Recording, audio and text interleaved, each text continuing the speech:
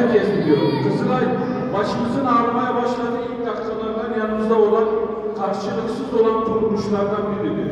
Ve 1,5 asırdır bu faaliyetini hem Türkiye'de hem dünyada yürütüyor.